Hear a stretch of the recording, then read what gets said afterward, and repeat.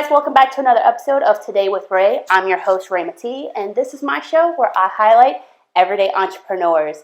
This week we have a special guest, Gustavo, with us, and we are so excited for him to be on the show. Make sure you hit the subscribe button, like button, and comment button so that you'll be aware when new episodes come out. Gustavo, how you doing today? Good. Good? Yes. So I just got finished telling him that I didn't know we were, dressing up in three-piece attire. He's definitely showing me up on my own show. So for that, I am not happy. Dress for success. Dress for success. I get it. I get it. I'm not mad at that. As we start this interview, tell us a little bit about yourself and why it is you became an entrepreneur. Well, I'm Mexican. I'm from Mexico. I've been here 24 years. Wow. And I started my journey as an entrepreneur at the age of 22. Okay. But really, it started when I was 17, doing door-to-door sales. Mm-hmm. Because that's where the foundation of what I have now, in a way, it started. And also started with the practice of selling door-to-door and reading books. I was introduced at self-motivation books, very early age, self-help books, and I was introduced to multiple authors like Og Mandino, Zig Ziglar, Top Pumpkins, what's the name of the guy? Think and Grow Rich book. Yep. I mean, all those books kind of was my foundation of why I started what I started. Mm-hmm. So, I've been here 24 years, been a business owner for 20 years. Wow. On the same industry. Right. Went broke once and came back up. Okay. So it's like, the classic entrepreneur that has a lot. Yeah. And then lost it all. Yeah. And then come back up again. Right. And, right. We are going to talk about that. Yes. So definitely. So, Mexican, 20 years in here. Mm-hmm. Love what I do. I don't work. Yeah. Yes. I love that you said that. And it seems that you've loved this for a long time. You talked about how you started kind of at the age of 17 with door-to-door sales. If you don't mind sharing, what type of door-to-door sales that got you, oh man, I'm hungry for this. I like the grind of being an entrepreneur. What did that look like for you? Do you mean why I choose to be a sales? Yeah. Sales? Well, first of all, I'm according to the statistics of psychology books, I shouldn't be where I am because I'm a single mom. My mom raised me by herself, so a single mom parenthood type of thing. Should be in jail or should be, based on the statistics. So I think that is the fact that I didn't have a dad on the side, and I had to work. I started working since I was 11 in Mexico. Yeah. So, I loved school, and I couldn't go because of money, right? So then, in Mexico, this was in Mexico, even on middle school, you had to pay uniforms, food, all the other stuff. So I was, for me to go to even high school, it was just not a good, because over there the school finished at 4, couldn't work. So money, the hunger for money and help my mom, that's really what it was, because they say the minimum wages was like 230 pesos. Okay. And I could make that on one single sale. Wow. And that really motivates me. I was like, yeah. So I was rolling. When I was 17, I was making 10 times the minimum wages in Mexico through sales. Yeah. But the motivation came from a guy that didn't even know how to write, but he knew how to read. Okay. And he read all the books, and he was living like a millionaire life in Mexico because he did so much sales. We were selling we were selling education for the computers. That's a 98. Computers were about to be in Mexico. Yeah. So it was we're opening the schools, and our job was to go knock doors and find kids that quit school, so we can enroll them to learn how to use a computer. Right. We will get whatever subscription we can get out of them, and the school will get the books, the money for the books. So, like I said, we can get as high as we can do, or as low as we can want. So it was like every day was for us. It was they would drop us in a place, and they say you will have to make a sale, or you cannot go back home because we're not picking you up, and they would take our money. So burning the shit type of thing, like you will have to, no matter what, make a sale, or you had to figure out how to Like get home home. and beg for money for the bus to Wow. go back.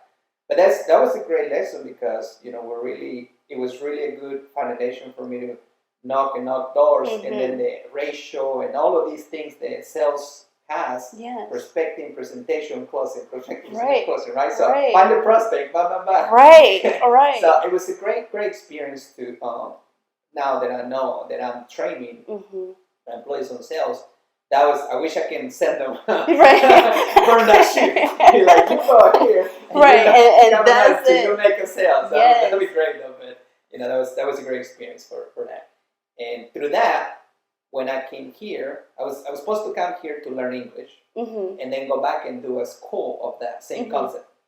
But then I was walking on a flea market and I saw a Robert Barker, an American guy, and Jose Lopez. Let's make it it sounds Mexican. Trying to buy a bed from each other, right? And I was like, look, if I can help you sell that bed, will you give me X amount of commission? He's like, if you can sell that bed and 3 more, I'll give you X amount. Like, he thought I was not going to be able to sell it. Right. I made a sale that day for like 5 beds. Wow. And within a short period of time, I sold over 1,000 mattresses. Unbelievable. This guy asked me, this guy called me son. Because I was making him so much money. Yeah. Within a year, then eventually I become partners with him. So I started buying merchandise from him. And on 2001 or 2003, I would have to go to the computer to get access to the internet. Right. So we'll go buy stuff on the classify ads, use furniture, and then resell them. So I would sell beds. He was only selling mattresses. So then I started selling mattresses. So I became, in Duplin County, well known as the mattress guy or the furniture guy. And I targeted Latinos only, and grew up from that to when I was 22, I opened my first store. Okay. Now he was my supplier, but then I started finding other suppliers. Now my English back then, even now, it wasn't like it is now. So it's been the bridge of going by manufacturers and sell it to Latinos. It was sort of what it was. And the funny story about that is that I find a guy that was selling me stuff at retail. And I still was able to sell it more. Oh but my I was gosh! selling on payments. That was my concept, is being selling on payments. So I will go and collect money. I still make money. Right. And the guy tried to he cut on the book that he gave me. It was cut, but then he made a mistake. He forgot to cut one page. See. And then I was like, why didn't it work? He's cutting it. Yeah. Right? So I found the number and I called. And I was like, man, this guy was charging me so much money. Yeah, he was. But then I learned, lesson learned, right? Yeah. And this world, on the world of entrepreneurs versus the regular school. On regular school, you get the lesson first and then the test. Right. On our life as entrepreneurs, we get the test first and then the lessons. So yes, absolutely. And there's so many of them. So many of them that I can tell you. That I had through the years, but that was one of the ones that always find something else, whether it's your insurance, whether it's this, always price, always quote, because I always said I'm in the business to make money. Right. I love you all, but I'm in the business to make money. Yeah. That's always been my philosophy. That make money and find ways to buy cheaper, volume, and all these, and that's where the mattress and furniture liquidation sort of came alive. Because after I opened the store in Duplin County, targeting Latinos only, the name of the store was Muebleria El Nido. And 2008 came, and then recession strikes. And, or minorities always get the most affected by it. True. So, now I don't have a store. I was moving to Wilmington, by the way. I had my first kid. I just got married a year ago, so it was all good, right? Right. And then recession. So I lost slammed and hit you. Yeah. Absolutely everything. Houses, everything. So I started with $75,000 in debt in 2008 and moving here new. I was homeless, not living in the street, but I didn't have a home for 15 days. Right. I was living with a friend until we get another house. Like that was the lowest, transition, with my kid and my wife and all that. So thanks to my wife, I mean, she's still with me. She's Yeah. stuck with me. Yeah, it's a keeper. It's a keeper. So I would say thank you to her, because it was on those difficult moments. She still believed in me, and then I think having those experience of what I had of 6 years in the business, and again, I planned to fail because I didn't plan. I mean, Got it. That's Yeah. a big one. Yes. So eventually I started working. I worked for 8 months with one of the friends that I became with on the furniture store here, and then I started doing deliveries for another guy, and eventually I bought his store in Hampstead. Wow. And that's how Mattress and Furniture Liquidation started in 2010, because I was buying volume from manufacturers that didn't want that merchandise, and I was the only one that will buy by truckload, which is the concept of buying bulk, buy low, sell high, but give value to the customers. I mean, I always believe that, and a lesson learned from my own customers is that sometimes, when a Latino comes, and Mexicans, we had this thing called Mexican syndrome. Okay. They say they're gonna leave in December. Yeah. But they never say what year. So I know people for 20 years, and they still say they're gonna leave in December. They're gonna leave. And so they always wanted to buy the least expensive mattresses, but I hated to sell the least expensive, because on mattresses it's a need, right? Yeah. And I know that mattress with coils wrap around, it was not a good option. Oh my gosh, those are the worst. So learning the industry, I was like, well, how can I give them good value? And so buying these Continuum mattresses, which is a brand name mattresses, and sell it for the same amount that you will buy a crappy mattress anywhere else. Right. But you're buying a quality mattress, yes, it might have a defect on the side. It might be just discontinued, because the furniture industry, the mattress industry continues always changing. Yes, so always I'm changing. the one that will go buy what they can sell in other stores. There's many different ways to buy it. So still getting big value. Yeah. Work with them with the financing. And now here in Wilmington, we do the same thing. Always finding ways to help the customers. And that's, I think, one of the philosophies that I had through the years and reading books and all these. Zig Ziglar had this quote that says, "You can have in life, you can have everything in life that you want if you help others get what they want." Wow. So that, if you apply that to the everyday life, whoever you come in touch, and a customer especially, my philosophy is I'm helping that customer. I'm not selling it. And sometimes I have to say, I'm not going to sell you that, because I want you to say hi to me in Walmart. Right. I want you to say, hey, you don't want the angry face. Right? Oh my gosh. Right. So, and sometimes I have to say, that's what we find out. You can get a better mattress if you can get something less expensive, anything else, but not on the mattress. Because it's like shoes. You're 8 hours on the shoes, you're 8 hours on the mattress. So I always train my employees that way. And I think, again, having the employees with the same philosophy of we help them. How can we help this person to have something that they need to rest after a long day of work? And it worked. It's now we have 5 stores, 12 employees, and we're opening one in Durham now. Okay. And that's the first prototype for franchising, because I'm an investor, but it's my prototype. I bought out myself to use that as a prototype for for franchise. So eventually, 2024, we should have everything ready to franchise Mattress and Furniture Liquidation, because in here is Mattress and Furniture Liquidators. Right. But Mattress and Furniture Liquidation is what we're gonna do as a franchise. Yeah. So that's the sort of the overall story of the mattress industry, furniture industry. That is an amazing story, and I didn't even know the depth of your story. I remember you just hinting. When was that? During MED week, the intentional collisions, we had talked briefly just about the importance of sharing entrepreneurial stories like your own, and to know the depth. I'm sincerely amazed that the hustle and drive that you had in Mexico just transferred over, and that you have 5 locations now. And even in the midst of the first recession in 2008, I think that was, Mm-hmm. how you lost everything. Tell us what kept you going at that point in 2008 when you said, this sucks, first recession happened and losing everything. Tell us what kind of kept you going to want to continue to be an entrepreneur after something like that. So I'm always quoting books because that's my to go to on these Mm-hmm. things.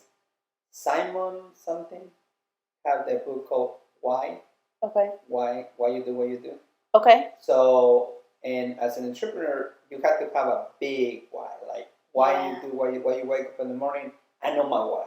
Okay. And those are my kids and my family, right? Right. So that when it becomes harder, you have to have that to grab it really, really hard. Yes. You don't be able to let it go because that's what motivates you. That's what whatever comes your way is just a stone. It's just an extra step that you have to go to to know the go on the top. But that why is the motivation, is the fuel, is that I love you, daddy, man. That's the fuel, And actually, I have a 4-year-old now, and I call him that I don't have gas, and he give me kisses because that's the gas. So it's like but that's the motivation of know that I do this for them, and on the bad situations like that, and it always comes a situation in business that I was like, it's a bad day, but at the end of the day, you have to have that why to grab you and guide you and give you that grind to be able to know that you're gonna succeed no matter what.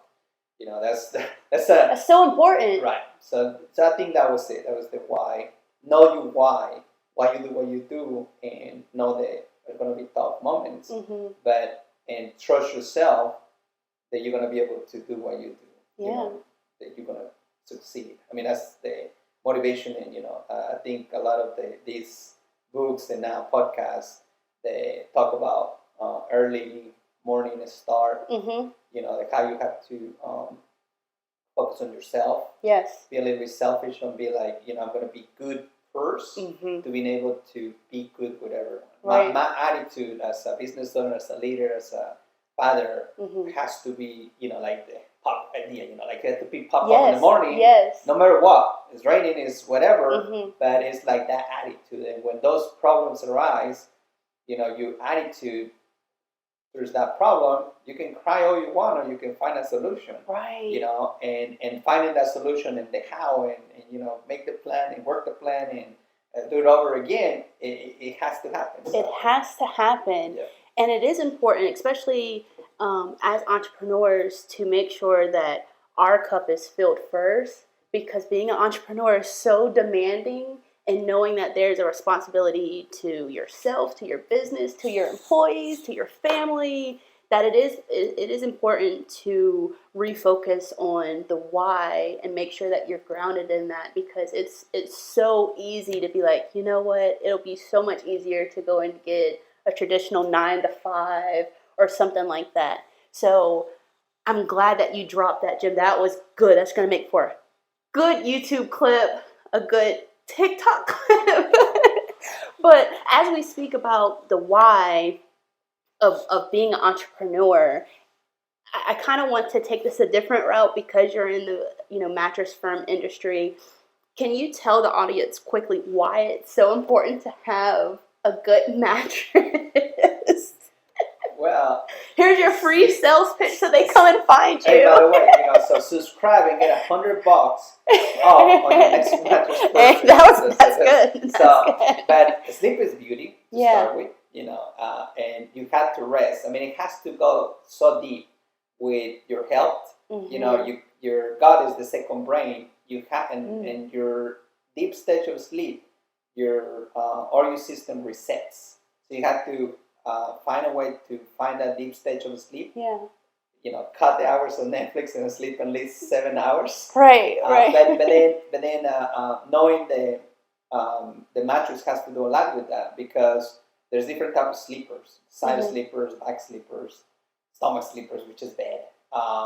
And you have to have the right mattress for the right type, because if you're side sleeper and you have a firm mattress, you're gonna toss and turn. You might fall asleep, but you won't reach the deep stage of sleep because brain, when you're deep stage of sleep, your brain tosses you around. Oh. So if you wake up like you sleep but you're tired, it's because if you record yourself at night, you'll see that you're tossing and turning because the circulation is not there. And I have seen these. I mean, I'm deep into studying my industry. Yeah. We went to a sleep study center and actually test arterial. So they say we want to discuss this subject to move a lot because we wanted to see whether he's not on the left, he's not on the right. We wanted to see that. So we put him on a firm mattress and it works like crazy. Now there's a memory foam mattress for people that sleep on their side. They don't move because the motion transfer, the pressure points, shoulder and hips are not there. So they're not pushing. Yeah. Then there's the hybrids, which is people that are used to the bounce of the bed, but they have that little comfort. That's why these purple mattresses are so popular because the technology that they have is one of the best that has been around for forever. Interesting. So it's just basically the type of sleep, mattresses, and you can look this on sleep consoles. There's a website that is a consumers report website. Okay. $7.99 and up. That should be the ideal price that you should spend on a mattress for 2 adults. Because if you buy something less than that, it's a different type of construction. So once it's supported for 2 years, you have to buy it. But individual wrap coils, memory foams are the best for 2 people. And the other reason why is those are good because motion transfer is not there. Right. So your partner moves, won't disturb your sleep. So that's what is important. And test the bed, please. Lay on the bed. Test it out when you're out there on any furniture store. It's my Mattress and Furniture Liquidators, 48 South Avenue.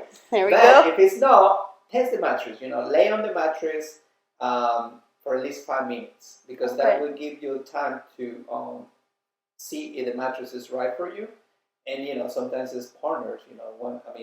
Women normally like something soft. Men like something firm because we sleep on the back, you guys sleep on the side. That's so true. That's my husband and I. Yeah, that's there. Been doing this 30 years. Yes. And I have seen couples fight in a way that they had to compromise. Someone has to compromise, and most of the time it's the husband. Yes. They compromise because they can sleep on the back on a soft mattress. But there's mattresses that actually we have electric base now. Okay. That you can adjust. Yep. But it's not I don't sell air. I would never sell air. And the reason why, because I have seen people that spend $6,000 on an air mattress and a sleep number, and then they went back and bought a memory foam. Right. So it's just that. But yeah, test the mattress, make sure it's that, and then read. There's a lot of information online. Purple is good because of the reviews, but sometimes reviews are, you have to learn how to read reviews. Right. The best review is the one that you can give that mattress by laying on. And if you haven't noticed by now, he is well versed in his industry. So that's why you should definitely go and find him. What was the address again? 48 South Kerr Avenue. There we go. Wilmington, just in case, because you know how to pronounce current car. I know. Right beside Planet Fitness. And shop online. You can shop online. The website is shop at MFL, shop8atmfl.com. Buy it today before 12. Get it tomorrow. That's how we roll. Boom. That's how we roll. Boom. That's all you need right there. So we're really fast now that we have.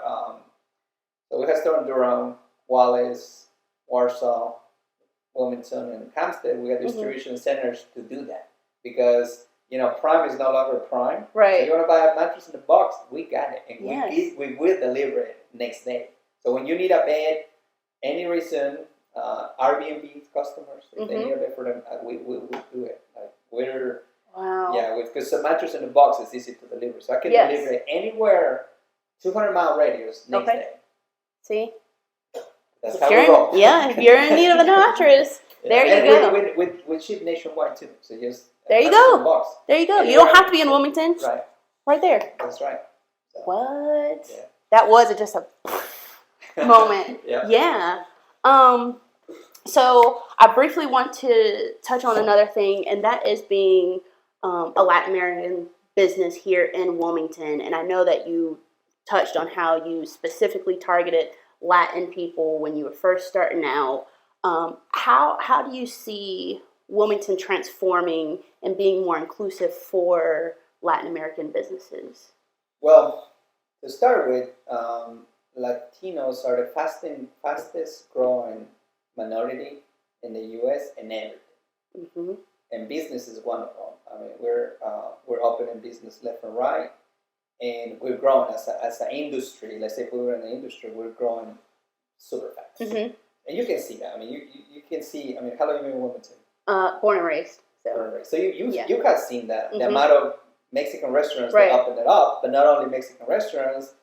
I mean, we mow your yard, we paint your house, we put a rubber in your house. I mean, and I don't have to. Mm-hmm. You see that. Mm-hmm. People know that. So know that all those industries there, and sometimes they're God's industries because unfortunately they can't register the company or for like his reason, but they're there. We're mm-hmm. here, mm-hmm. and you can go to any school. I challenge you to go to any school, and you see how many kids we have in school. So we're growing. We're growing as a community. Although here says it's 8%, but we really be way more than that based on all the business that you've seen. So exactly. We're a growing minority, rapidly growing, especially North Carolina. Mm-hmm. And I think that's one of the things that, as a community, I think my goal to find the Latin American Business Council is to create that bridge mm-hmm. and being able to know that, it helped me on the second round of my business to be able to be inclusive with everyone, right? Yeah. To call the Mattress in front of Liquidators and target everyone, mm-hmm. but also target Latinos with muebleria and needle as well. So, and most of the businesses, so they have a niche, right? Yeah. But sometimes when recession happens or COVID happens, mm-hmm. Your niche could be, that you want to be abroad. So it's like, don't have all your eggs in one basket type of thing. Yes. And I think that's the bridge, creating the bridge within the Latino community, but also on the business community mm-hmm. itself to know to teach them how to reach us, because we're a very diverse community, as you know. Yes. And you might be called Mexican. Yeah. Sometimes. I do. A lot. It's like my 14-year-old. He was telling me, he's like, "Do you want to hear a joke?" And I said, "Yeah." It's like, there's Latin America, right? But also known as Mexican. Yes. so we're a diverse community. We have very strong community for Honduras here. Mm-hmm. Very strong community for Guatemala, Colombia, Venezuela. Yep. So and some people don't know, and I mean it's hard to know, but that's part of knowing the diversity within our own community, mm-hmm. and that's part of what the preaching, they get to know us as a person wherever we're from. I think that's very important. That's part of the bringing those communities together mm-hmm. as a business community. Right. Yeah. And with that, I know you touched on the Latin American Business Council. How can the community get more people into the Latin American Business Council so that they can bridge more of that gap? Does that make sense? Well, I think is, if it's your target market as an entrepreneur, as a business, if that's your target market, you wanted to get to know them. Mm-hmm. I think there's a book, I forgot the name, I think it's the Guerrilla Marketing, that says that you need to know your market, what they eat, where they go to church, where they dance, where they play, all of that, and then being able to figure out so you can target them. Like it's for example, we love soccer, right? Mm-hmm. So an idea for get to know that market, give them shirts as a sponsor them the team. Oh, right? Okay. Because you're now, we're very social, we're very together. Yeah. So when you do that, they get to know you mm-hmm. as a business owner, not as hey, I sell this. In my example, there's a female league starting up, right? Instead of me saying, hey, I got Mattress for sale, blah, blah, blah. It's like, okay, how can I help you start in that league? And I'm going to give you shirts, I'm going to give you trophies. Now they know me as the owner of the store. Mm-hmm. So hope that we plant the seed, and whenever they need some furniture, they remember that, we'll help them out. Mm-hmm. So it's like knowing your industry, and if you want to reach out, if that's part of your business plan, and reach out the growing community, whatever industry you have, then you should reach out to Gustavo. GustavoRodea.com. That's my other business, which I'm also a business coach. I started this in 2020. Okay. Because I think being in the industry for a while and having experience on the Latino market, Mm-hmm. but cross over to another market Right. can help others. And I coach 3 businesses in Texas and within the same industry. Mm-hmm. But now I'm sort of debating to coach others on how to reach the Latino market. Okay. So GustavoRodea.com, that's my website for coaching. Okay. And that's how you can reach me there. If you want to reach the market and wanted to know more, Mm-hmm. then I'm a resource for that. The first session is free. All right. There it is right there. Subscribe and get a free session.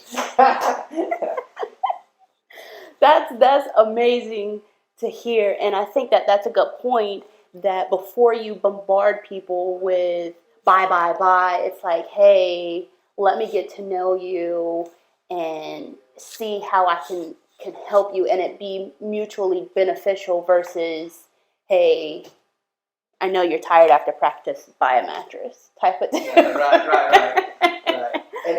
So I'm a certified coach with John Maxwell, Mm-hmm. and John Maxwell, I mean, I love his philosophy and says, give, ask, right? Yes. And as entrepreneurs, sometimes we just wanted to Ask. Mm-hmm. which is the sell. But if we give our time as a volunteer, Mm-hmm. doing other stuff, which is what I've done in the Latin American Business Council. Yes. Some people know me at the Latin American Business Council thinking that I work in the chamber, because I give my time, right? So give my time, give my expertise and this and that. But I think the give, ask, for me, it has worked. Mm-hmm. Even whether it's customers, whether it's employees, whether it's suppliers, it has worked on that philosophy to being able to give. And the networking part, they get to know other people, which we don't do that as much. Although we interact socially, but we don't interact that way. I mean, give a like to someone is not really an interaction, Mm-hmm. I think. Mm-hmm. I mean, I think it's having a conversation on what do you do, how can we help, type of thing is better, and it works both ways because you get to know the person on what they do on their business. Yes. I have 2 more questions for you, and I want to let you know this has been such an informative and jewel-dropping episode. There's so many mic drops that you put out. One of the last questions that I do have for you is, as a community, how can we help you? Help my business? Sure. Mm-hmm. So, on that note, we, it's the time to brag. Normally, and I'm Christian, right? So, when the Bible says, don't let the right hand do what the left hand or something. Yeah, don't let the right hand, or don't let the left hand know what the right hand is doing. Right. But, on that note, my business is a retail business, right? Our industry is spread by big companies, Amazon, Wayfair, all these. Okay. So what we do is we support a lot of local non-profits. Mm-hmm. We give them feedbacks, there. They can call us, and actually on TikTok I have a call where they call me and say, yes. But I've been helping them for a long time. Mm-hmm. We just funded the first scholarship endowment in UNCW as a business, which is going to be endowment. It's going to be forever for a scholarship for that.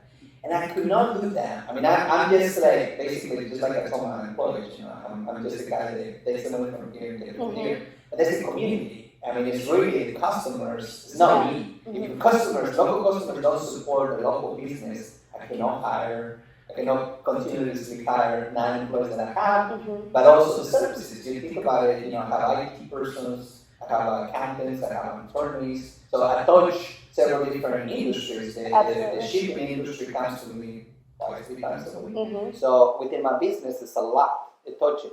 So when local customers buy from us, they're really helping us help others.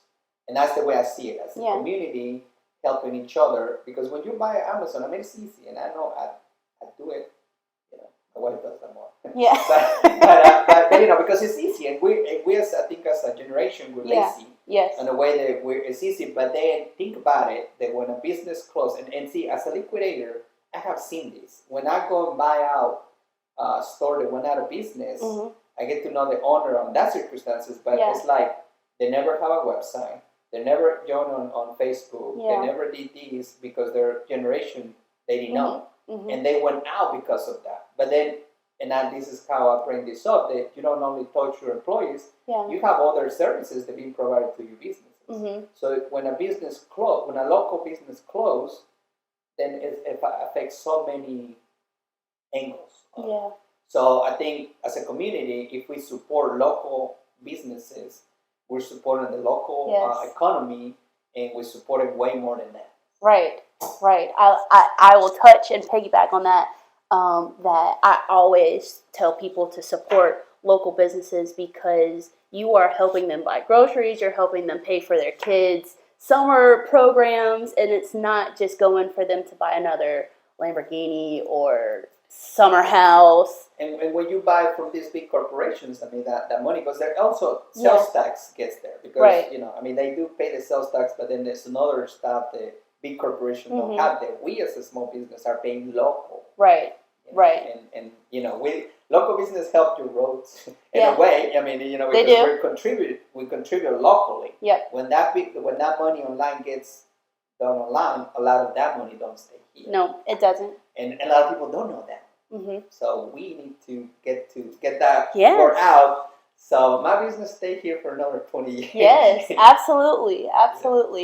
And then my last question to you is, what advice would you give someone that's looking to be an entrepreneur? Do it. Advice, I think for my experience and the way I was graduate as an entrepreneur is find your passion, what you like, and doing investigation and then so let's say you find what you like, right? Yeah. Then start finding out mentors. I think the mentorship of what they did, because why reinvent the wheel when someone has already done it, right? So, and that's a lesson for me that I think our culture is like work hard, some ups, some down, work hard. But when I hire a coach and it gets me to work, you work this and you debate this and you work into this, it's like realizing that it's better that way. But I would never get to that level if I wouldn't have that open mentality of looking for help, right, and being able to do that, and then study your industry. And I think my key word for success is consistency. Be consistent on what you're gonna do and focus on that. Like don't let this other stuff come on your way, because if you don't focus on what you're wanting to do, you get distracted. Right. And if you get distracted, then when you have that target, and you lock that, you can't be playing around. You have to lock it and know that that's the target that you're going to. And again, that why. That why you're being an entrepreneur. I mean, if it's there's different motivations. Right. You have to be the one that the judge of whether that's the right motivation. Yes, absolutely. Being an entrepreneur is not an 8 to 5. It's a 24/7. Yes. And it's you have to know the balance, how to learn to balance your life around it. Yeah. I love to be an entrepreneur because I own my time. I think that should be my 30 seconds. I own my That's fine. I own my time in a way that I can go and structure my schedule around my kids. And that to me is like, I won't change that for nothing. Absolutely not. Like, believe it or not, I've been someone tried to recruit me and offer me a lot of money, like a lot. Yeah. But then I had to be at 8 to 5. No. And I won't do it, because I love what I do. Yeah.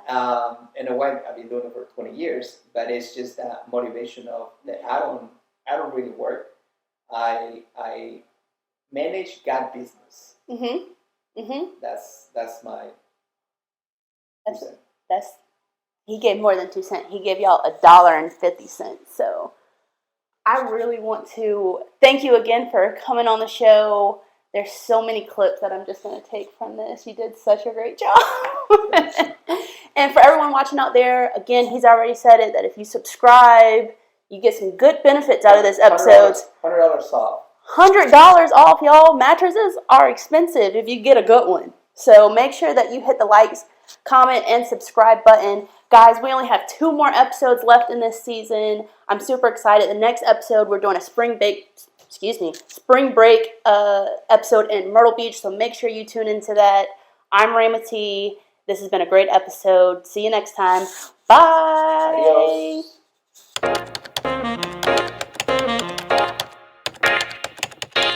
And see, we forgot the last part. Because I'm not funding a Latino alliance.